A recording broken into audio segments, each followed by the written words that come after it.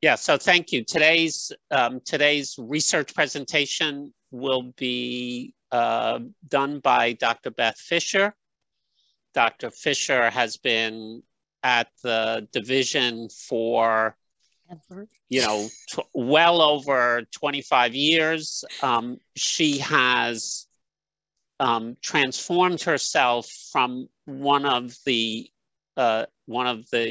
nation's foremost clinicians, especially in the treatment of neurologically impaired patients, into one of the nation's foremost researchers in neurorehabilitation.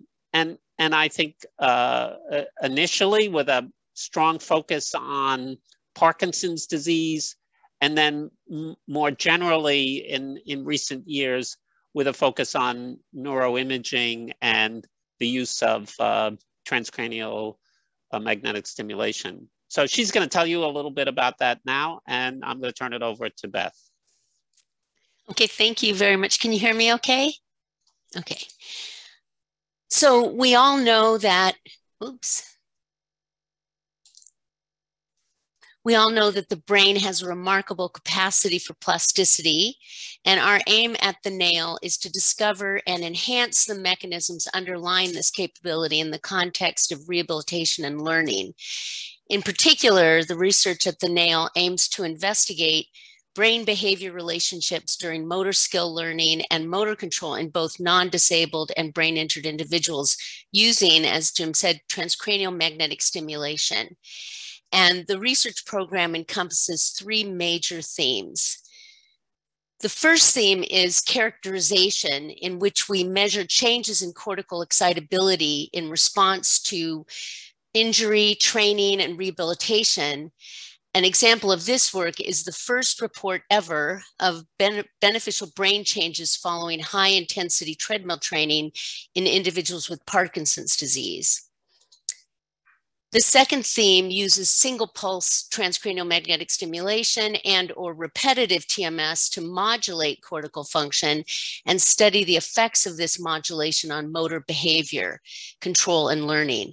An example of this work was determining that dorsolateral prefrontal cortex was a neural substrate of context-dependent learning by first downregulating DLPFC with low frequency RTMS and then demonstrating less context dependent behavior in older adults using a finger sequence task. The third theme entails exploring the possibility of using TMS as an adjunct therapeutic tool to enhance the effectiveness of training and rehabilitation.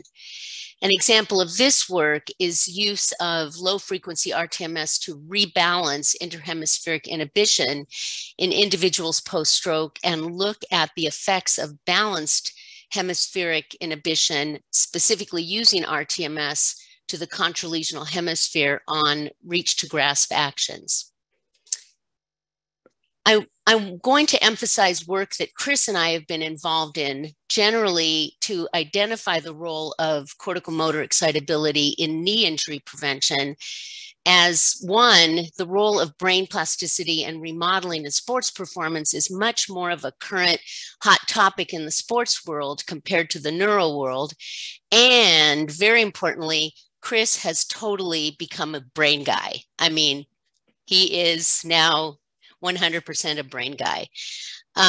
Here are publications in which we have shown the relationship between the brain and behavior following training related to sex differences in strength, etc.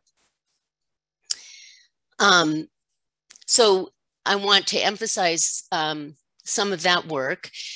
And basically, we're starting with the idea that, as you all know, the disproportional incidence of knee injury in females compared to males has been attributed to movement behavior associated with diminished hip extensor strength. Sorry. So I want to highlight this work, this investigation that I'm going to talk about, conducted by Dr. Yo Shi, sought to determine whether sex differences in hip extensor strength could be explained in part by diminished corticomotor excitability of gluteus maximus. This is the TMS setup, and it is challenging to stimulate the gluteus maximus. Am I saying medius? I meant maximus, gluteus maximus representational area in motor cortex. So we developed a specific method for collecting and analyzing the data. A paper detailing our specific methods is currently in review. Whenever Dr. Yo Shi got frustrated with trying to collect TMS data from the gluteus maximus representational area, I would remind her that she is a pioneer. Dr. Shi just got a position in the Department of Rehabilitation Science at the University of Oklahoma and is currently organizing her TMS lab. So she couldn't have been that frustrated. Results of this study essentially revealed that females exhibited lower peak hip extensor torque, which Dr. Powers has shown before, and that's the left-hand graph, and lower corticomotor excitability of gluteus maximus compared to males. Specifically, we looked at the slope of the input-output curve, which reflects the responsiveness of the muscle to increasing intensities of stimulation. In addition, corticomotor excitability of gluteus maximus was predictive of peak hip extensor torque for males and females when we combined the two. So essentially, our findings support the premise that corticomotor excitability does play a role in a muscle's ability to generate torque, and such that interventions aiming to enhance modulation of corticomotor excitability of gluteus maximus may be useful to improve hip extensor torque output. Lastly, just to stay tuned, we are currently utilizing or going to be utilizing wire electrodes to assess corticomotor excitability of gluteus maximus, providing a cleaner signal with hopefully, much less variability. And that is it.